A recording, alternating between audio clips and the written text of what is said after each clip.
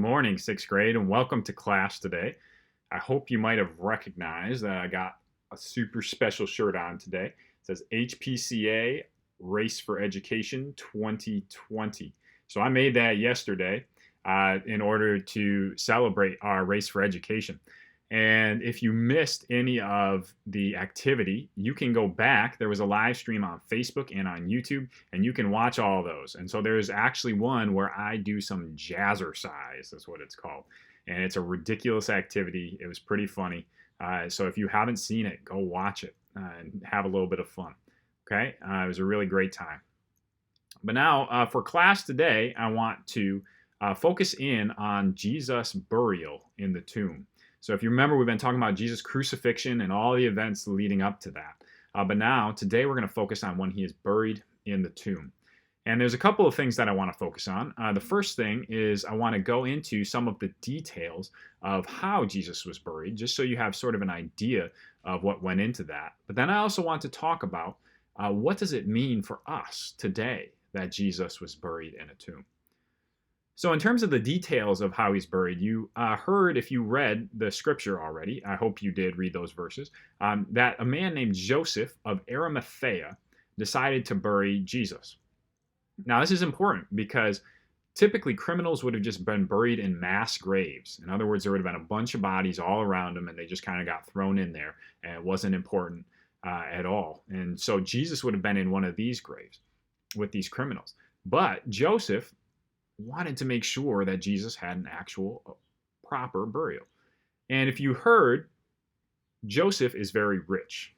And that's important because rich folks were the only ones who could really afford the caves that bodies were buried in those days. So it would have been this kind of tomb that was a cave, and there would be a shelf where the body was put on top of. So there were these really, really nice graves. And so because Joseph is rich, he owns one of these. And apparently he wasn't using it. Now, it might have been that was the tomb that he was actually going to bury himself in, or it was just one that he owned. But regardless, he opened it up to Jesus, which is amazing.